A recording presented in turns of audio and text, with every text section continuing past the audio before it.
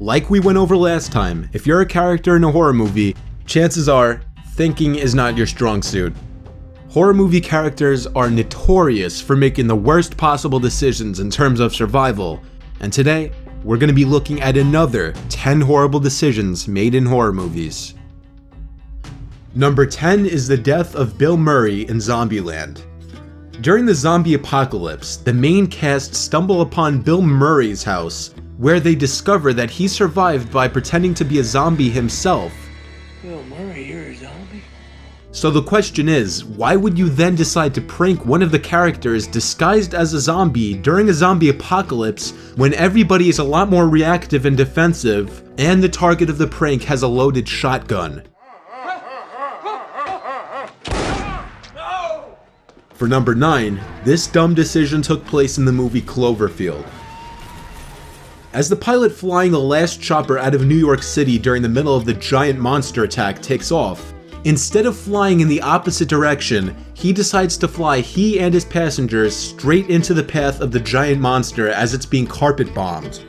As the pilot even stops the helicopter to see if the monster had been taken out, instead of flying in a straight line away from the thing, it's of course swatted out of the sky.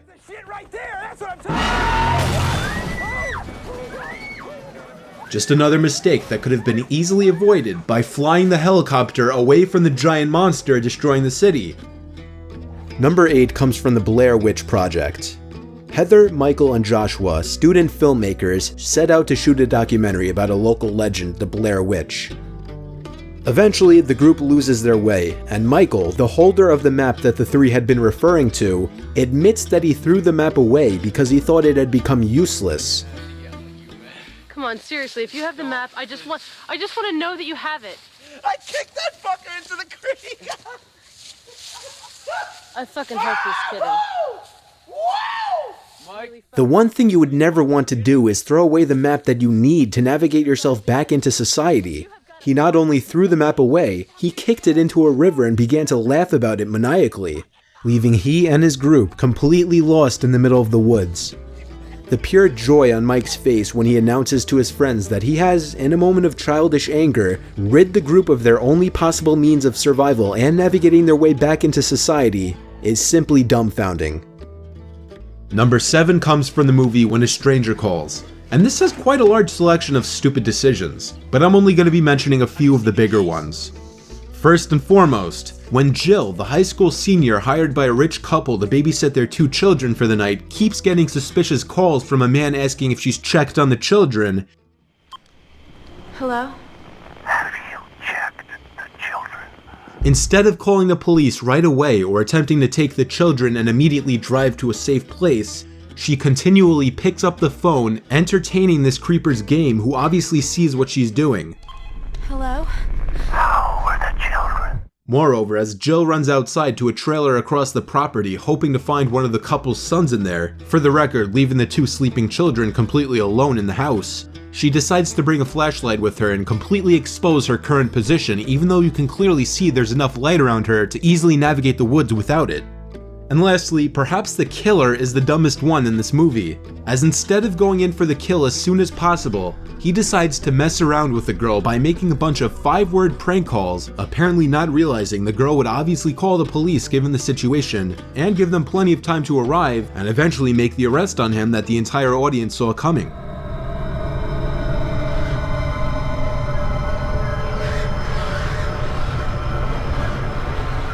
What did this guy think was going to happen?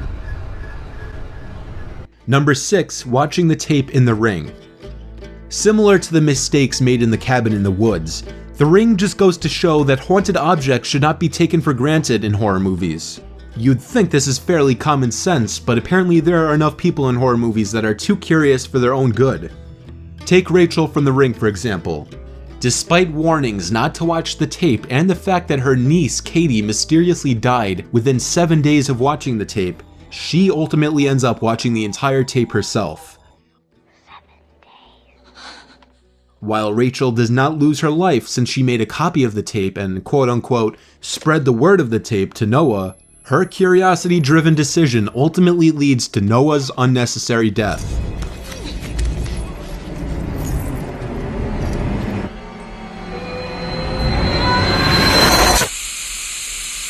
Number 5 comes from the Omen. Around the climax of the movie, Robert Thorne understands that Damien, the boy who he believed was his son, was actually the devil incarnate. Knowing he has little time left and that he is being chased by police who would stop him, Robert takes him to a church to kill him.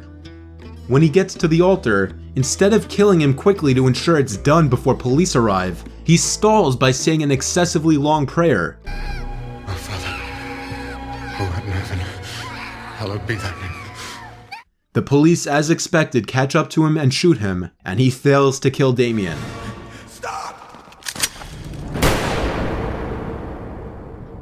Number 4 is from The Visit. Major plot twist spoiler for this one.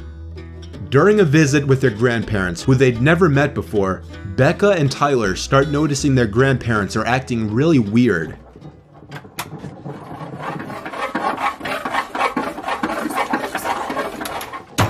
When their grandmother, who they refer to as Nana, conveniently spills hot oil on Becca's laptop webcam, prohibiting the kid's mother from seeing them or their grandparents who they've never seen or met before, Becca waits 4 days to clean the webcam and show her mother what the mentally unstable people they're staying with actually look like. Those aren't your grandparents. When the kids find out the 2 people they thought were their grandparents are actually escaped mental asylum patients and almost definitely murdered their real grandparents, they don't just run for it, which would be smart considering Nana and Pop Pop are old and slow. Instead, they skip out on many opportunities to just leave the house to rather keep recording. Becca, with the knowledge that this woman is not her grandmother, crawls completely into the oven as per her request to clean it. Could you clean the oven for me, Becca? Oh, this'll just take a second. Even after seeing a hanging body on the tree outside, instead of making a break for it at any time, Becca goes downstairs into the basement, leaving her younger brother alone with 2 murderous mental asylum patients. Keep playing. I'll be right back. Number 3 is from The Shining. This entire movie's conflict could have been easily avoided from the beginning, and this is largely in the fault of Wendy, Jack's wife. Besides catching on very slowly to her husband's diminishing sanity, her first and worst decision is letting her husband, an alcoholic who drunkenly beat her son in the past on several occasions with known mental issues, hole up in the middle of nowhere in a massive hotel built on an Indian burial ground where the previous caretaker murdered his family. Even though she is aware that her husband's sanity was already hanging on by a thread from the beginning, she never figures this could be the place it would snap. I'm not gonna hurt you. I'm just gonna bash your brains in. I'm gonna bash them right the fuck in. Number 2 comes from the movie Pet Sematary.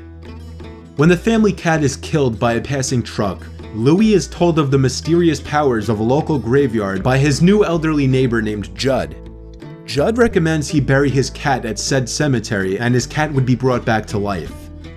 This works, partially, as his cat does come back, but its personality changes for the worse. Jesus, boy. Christ. Louis' son soon shares a similar fate as the cat did, and gets hit by a passing truck. Louis, racked with grief, figures he could bring back his son just like he brought back the cats. Judd catches on to Louis' plan and attempts to dissuade him by telling him the gruesome story of the last person who was resurrected by the burial ground. Despite this, Louis' grief and guilt spur him to carry out his plan, however reviving not his son, but a monstrous, demonic shadow of his former self who kills both Judd and Louis' wife Rachel. And number 1 comes from I Know What You Did Last Summer. So Julie's boyfriend accidentally drives into a guy on a quiet road.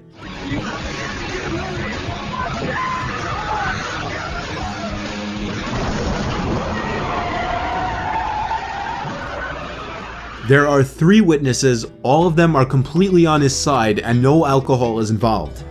The logical thing to do in this scenario would be to call the cops or an ambulance and exert their innocence.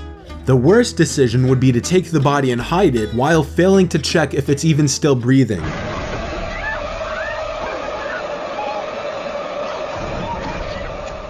Somehow, Julie decides that hiding the body is the best course of action, setting in motion the events of the entire film series. That's it for this video. If you enjoyed this, feel free to leave a like, follow me on Twitter, and I will see you in the next one.